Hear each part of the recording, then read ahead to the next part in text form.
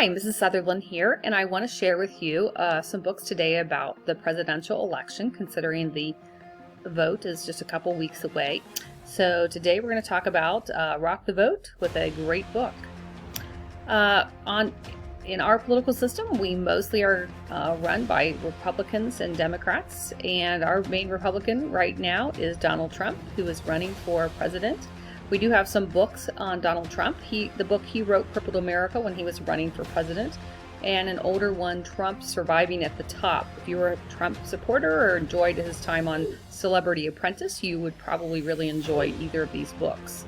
Melania Trump, we do have a book on her life, and she's lived quite an adventurous life, and you can check it out in Leading Women, Model and First Lady of Melania Trump.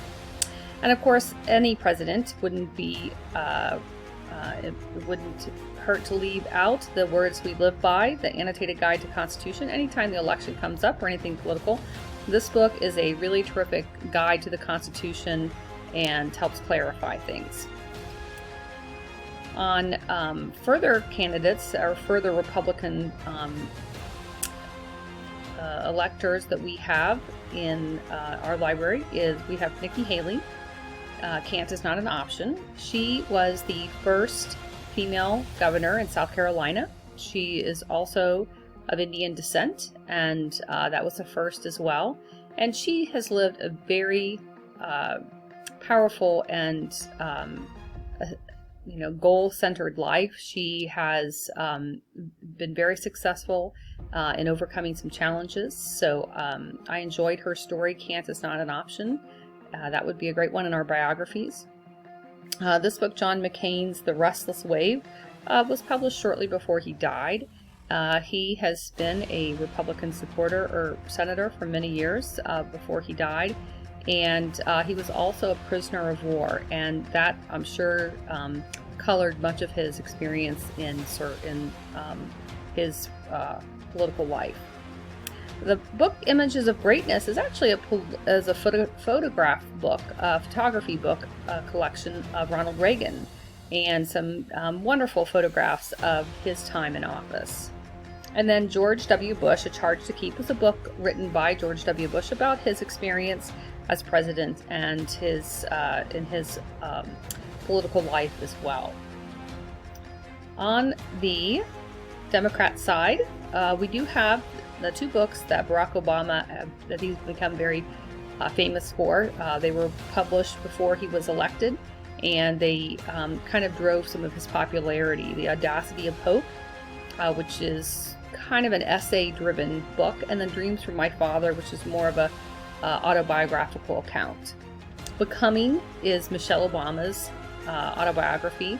This book is very revealing because she lived a life very similar to any of us. Barack Obama and Donald Trump or Melania and many others sometimes lived in lives growing up where they may have traveled or lived abroad or had experiences which are not as common to some of us.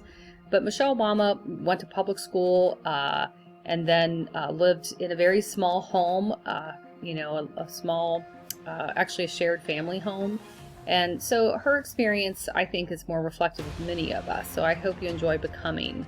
And then we do have a book of Our Country's President. It is dated. It has Barack Obama as one of the latest, so we need to get ours updated with Donald Trump on it.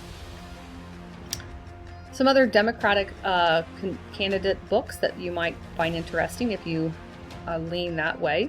Outside the Wires by Jason Kander. Jason Kander he was in Afghanistan, so he's been a soldier, but he also was elected Missouri's Secretary of State and served in office. He also was selected by the Democratic Party because he was one of the very first millennials that was elected, and he has really driven he's driven to expand voting options and really push to allow and make sure everyone who's eligible can vote. Hillary Rodham Clinton, this was her story, a woman living her story. So if you just kind of goes over her story about growing up, becoming educated, meeting Bill, her husband, serving as First Lady and Secretary of State. So that book does run the gamut and also ends with her run for the presidency. John Lewis was a Democratic leader. This is a graphic novel, March, and actually there are 3 of them in this series. John Lewis died this year, and he was, as a young man, very involved with the civil rights movement, and he recounts his story in this collection of graphic novels. And then Jimmy Carter. Jimmy Carter wrote this book, A Full Life, when he was 90. I hope I am as coherent and intelligent and together as Jimmy Carter is at that age. But this is his story. We also have that in our biographies. Some other related nonfiction books that you might enjoy that are kind of timely. The Woman's Hour, Our Fight for the Right to Vote. If you're not familiar, the 100th anniversary of the 19th Amendment was this fall. That allowed women to vote. There was many years, 70 years I think, that women worked to try to get to the vote, which was very difficult because when it started, only men got to vote. And it was about trying to convince men that was an important thing to do in order to get women the right to vote. The Me Too movement has been in the last few years very prominent, really very emphasizing a lot of assertiveness by women and a lot of focus on how women should be treated.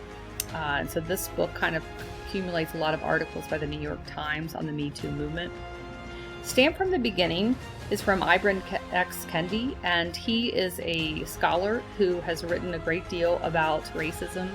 And this is a look at racist ideas in America. Not so much, I don't think, as accusatory as just simply as a statement of fact. And really, he's kind of connected with the woke movement, where that has kind of encouraged white people to kind of look at things from a different lens. And he has been on the book tour circuit this entire year. I know he just spoke at Butler on a call, and he's been at some other colleges as well.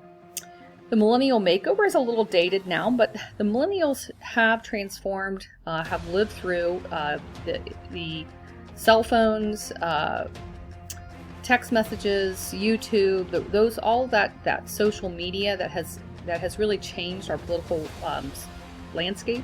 That has come from millennial makeovers, or the millennials, and is covered in this book. So it's kind of a historical perspective. It's a little bit dated, but I still think some of it is very relevant if you want to kind of look at how the millennial generation has changed much, or how life has changed while the millennials have come into adulthood.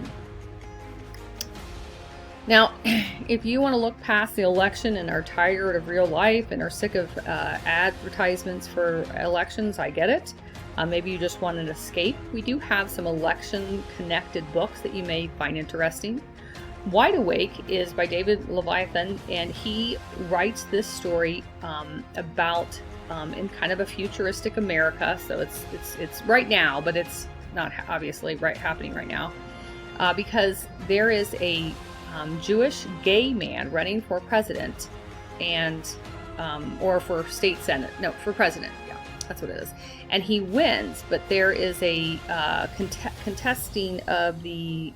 There's a recount that is required, because a lot of people doubt that he could have been elected. And so there is a whole movement of people, both for this candidate and against this candidate, who go to Kansas to contest the results or to support the results, because it looks like he has won. And anyway, there is a little bit of a romance also, as there's a young man who travels and he meets another young man, but they find themselves on opposite sides of some of the issues. So it also kind of includes a little bit of that. All-American Girl is a Princess Diaries from that author, Meg Cabot. And this girl is, she is a teenager who actually saves the president from an assassination attempt. And through the notoriety, and she gets to meet the president, and also catches the eye of the first son. So this is a great romance that is also involving the election and is totally not serious. It is very light-hearted romance. American Royals is a really unique series.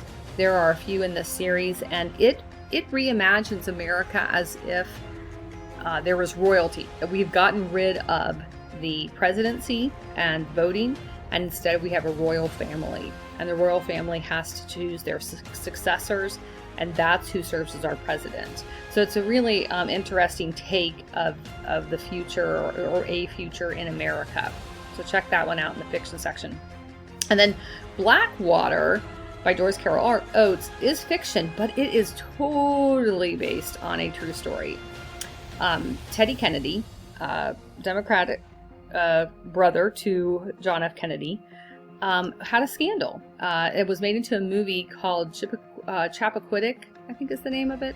And basically Teddy Kennedy meets a girl at a party, drinks too much. He is a young up-and-coming political star, and he runs off the road, and the girl drowns. And that was a true story in Chappaquiddick. That's the movie that was made on that story. Well, Blackwater finds the plot to be very similar to that story, and it came out before the movie came out, but it does follow a young girl who meets a politician and falls in love or meets him and ends up dead. And you hear the story from her voice. She tells the whole story. So Blackwater is really fascinating, very suspenseful. So check that one out as well.